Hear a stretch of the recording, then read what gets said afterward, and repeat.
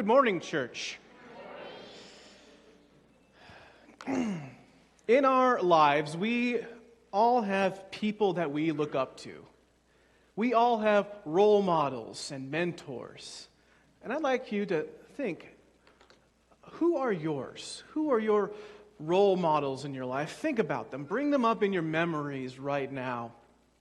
These are people that we look at and that we say, I want to be like them. There's just something about them and the way that they live that attracts us and compels us to imitate them. So who are you thinking about? Perhaps it's a family member or a teacher or a coach. Maybe someone here from church. Often they are people that are older than us. Maybe they've already passed away. But whoever they are, these are very important people. They aren't perfect, though, and I bet all of them would be the first to tell you that. They are human, and they have flaws. They've made mistakes. They've done things in their lives that they have regretted. None of us here on earth can escape that. But the people that we tend to look to as wise are the people who have learned from the past, whether it's from their own experiences or from those of others. And that's what makes them wise, though it also requires humility. Wisdom and humility, they often go hand in hand, and we see those two themes throughout the lessons and the stories of the Bible. And for the last few weeks, we have been learning from the book of Daniel.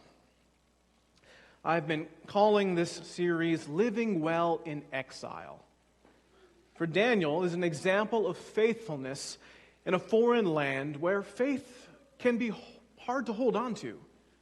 When things around you are different than what you're used to, and they aren't going the way that you planned them to be, and you have to decide how it is that you are going to live. And in a lot of ways, maybe we felt like the last couple of years have been exile. But for Daniel, it was literal.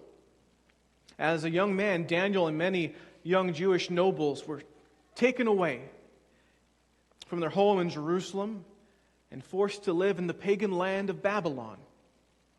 While many of his peers assimilated themselves into Babylonian culture, Daniel and his friends remained faithful to God and firm in their identity as people of God.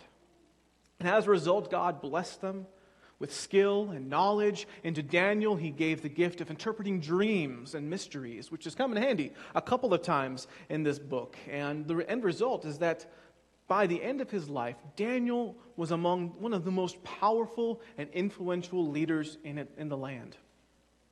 Even after Babylon had fallen and a new empire, the Medo-Persians, had taken its place, Daniel found himself in a high-ranking position within the new king's court. But what he also found is that it's still not always easy to remain faithful to God, and that it requires commitment and dedication in the midst of danger and temptation. And this was a lesson learned by his friends Shadrach, Meshach, and Abednego in Daniel chapter 3. And it's one that Daniel will learn himself in chapter 6, which we'll be reading for him in just a moment. See, like the story of the three young Hebrew boys, this is a story that we often teach to children, one that you're familiar with, Daniel and the lion's den. But like that story, too, the fiery furnace, we need to remember that this isn't just a lesson for children, but it's a lesson for adults as well, and contains much that we can learn from today. But before we get to that story, to set some of the context, by chapter 6, Daniel, he's getting up there in age. Around 70 years have passed since the beginning of the book. Daniel would have been in his mid to late 80s, which is still not old, by the way. But in that long life, he had proved to others that over and over again, he was a man of great knowledge and wisdom.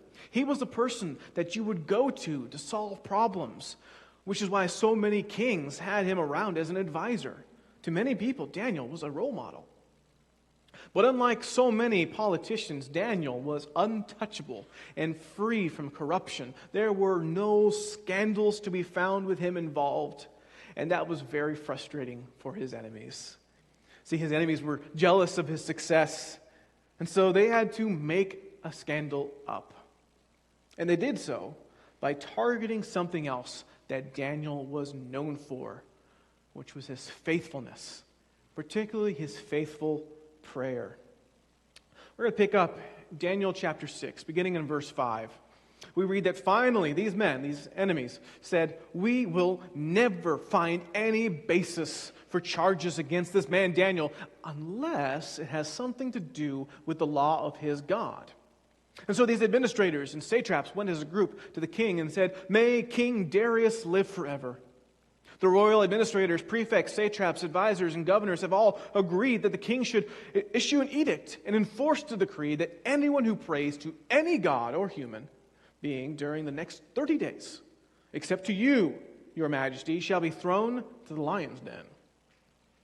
Now, your majesty, issued a decree and put it into writing so that it cannot be altered, in accordance with the law of the Medes and the Persians, which cannot be repealed. And so King Darius put the decree into writing. Well, you know it says something when your enemies have to go to such great lengths to bring you down. See, they tried looking for a target or a weakness, something that they could expose or exploit, but there was nothing there. It was like trying to find a scandal with Mr. Rogers. You know, maybe you've heard those urban legends about the supposed dark side of Mr. Rogers, that he was a sniper in the army and that he wore all those sweaters to cover up tattoos. When in reality, he wore those sweaters because his mother had knit every single one. There's nothing on him, and there's nothing on Daniel. Daniel's opponents, though, they thought that his prayer life was a weakness. But as it turns out, it was his greatest strength. And as we read, the conspirators schemed to get the king to outlaw praying to anyone except the king. And they appealed to his pride. Shouldn't a king demand total loyalty and devotion? How could this be a bad idea for him? So the king, he went along with it. He issued a permanent decree that could not be repealed. And for the next 30 days, nobody could pray to anyone except for him. And Daniel knew this. He heard the news. But despite the king's decree, Daniel did not stop praying.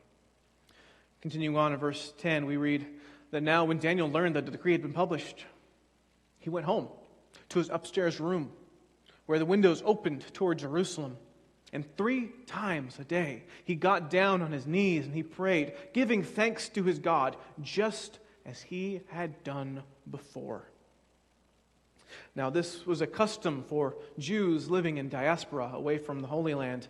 See, according to the Talmud, which is the Jewish oral law, a Jew is to pray directing themselves to the land of Israel. If they were in Israel, they were to pray in the direction of Jerusalem. And if they were in the city of Jerusalem, they were to pray facing the temple. And if they were in the temple, they were to pray toward the most holy place. And Daniel did that 3 times a day, in the morning, in the afternoon, and in the evening. Now, when you picture an upper room, know that it's actually a pretty open space. See, homes were built with flat roofs, and those that had the money for it would add an extra upstairs room on top. And the windows were often lattices that would allow air to freely circulate. And so Daniel's enemies, if they knew what to look for, would have been able to tell that Daniel was praying. Still, I think that Daniel's attitude is noteworthy.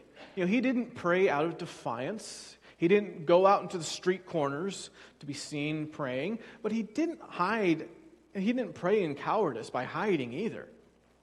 What Daniel does is to simply continue on in his normal pattern of prayer and to do what he was already in the habit of doing.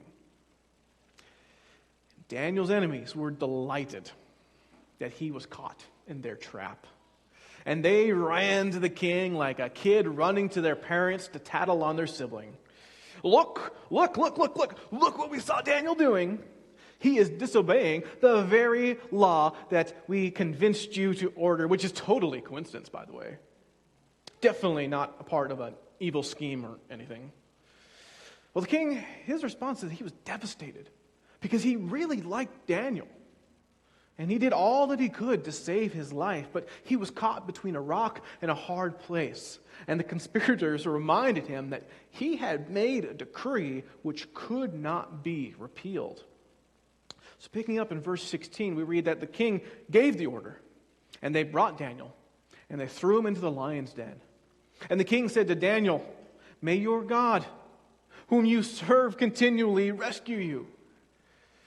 A stone was brought, placed over the mouth of the den, and the king sealed it with his own signet ring and with the rings of his nobles, so that Daniel's situation might not be changed. And then the king returned to the palace and spent the night without eating, without any entertainment being brought to him, and he could not sleep. At the first light of dawn, the king got up. He hurried to the lion's den, and when he came near the den, he called to Daniel in an anguished voice, "Daniel, servant of the living God, has your God, whom you serve continually, been able to rescue you from the lions?" And Daniel answered, "May the king live forever. My God sent his angel, and he shut the mouths of the lions. They have not hurt me, because I was found innocent in his sight. And nor have I ever done any wrong before you, your majesty."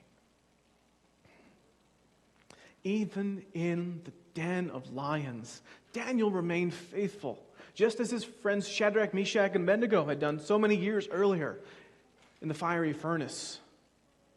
And do you remember from that story what they told King Nebuchadnezzar?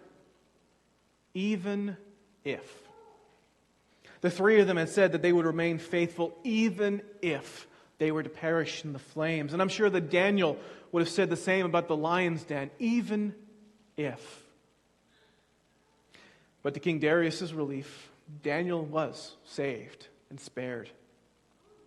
And in contrast, it does not end well for the conspirators who end up in the lion's den themselves, literally without a prayer to save them.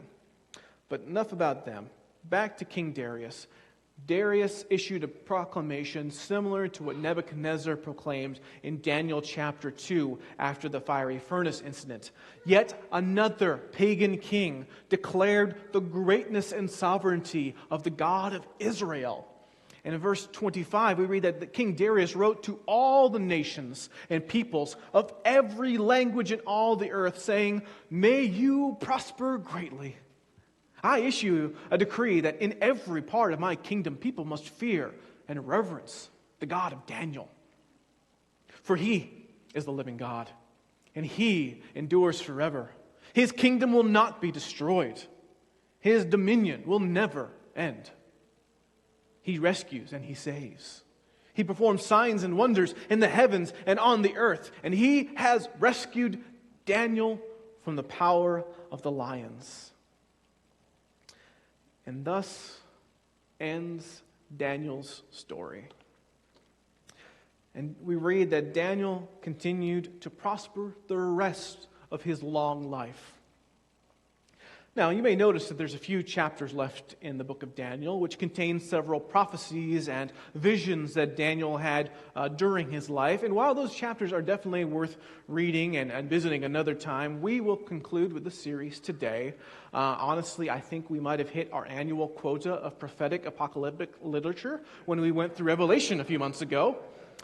But hopefully you found the life of Daniel as compelling as I have. For Daniel is a role model for us today. And I pray that he continues to be an example to us as Christians in the 21st century, wherever we might be, just as he has for God's people for 2,500 years. And may we especially learn from his prayer life. This question I've been asking, how do you live well in exile? Well, for Daniel, the answer was easy. You pray. See, Daniel was a man of faith. He was kidnapped from his home as a young man, taken into a foreign land with a different language, different values, different religion. And he could have easily thrown in the towel on living as a man of God, just like so many of his other fellow Jews did, but he didn't. He persevered, and he did what he knew was right despite the pressure to do otherwise, including the threat of his life. And he was able to do so because he was so strongly rooted in his identity and integrity, which was demonstrated in his prayer life. Few people in the Bible are said to have prayed as often as Daniel. He prays in almost every chapter. And when I think of the mentors and the spiritual role models in my life, they are all people of prayer who recognize its value and power, who pray often and pray regularly.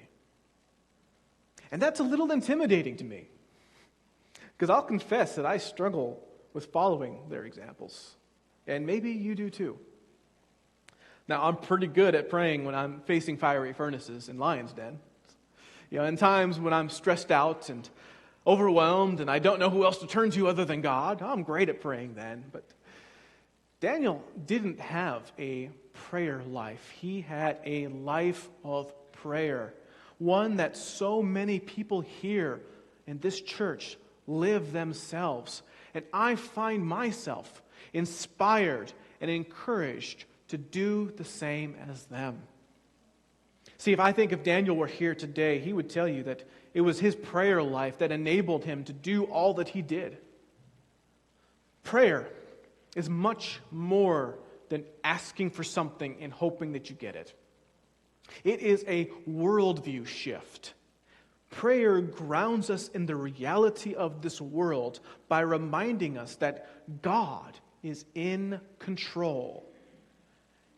And Daniel saw that though he was in exile from his home in Israel, he was not and never would be in exile from God, who remained by his side wherever he went. No matter what he faced, no matter what happened to him, God was with him. And one of the great lessons that we see throughout Daniel, recognized by kings themselves, is the sovereignty of God over any earthly king or kingdom. Prayer reminds us that the powers that be are often mere illusions. It reminds us that the world and our lives are ultimately in God's hands. And in prayer, we draw closer to our Creator. And that relationship with the King of Kings gives us the power to confront the challenges of our lives. For in prayer, we lay our lives at the feet of God, and we trust God to do what God will do.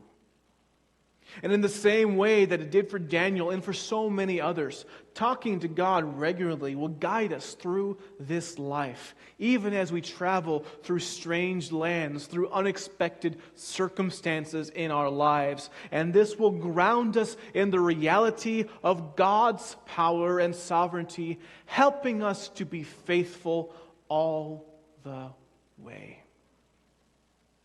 For this is the gospel we are preaching.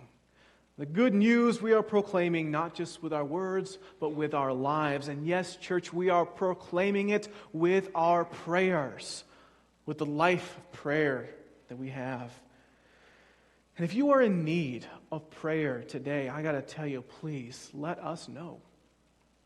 Because maybe you're facing the lions. Maybe you're feeling like you're in that long exile.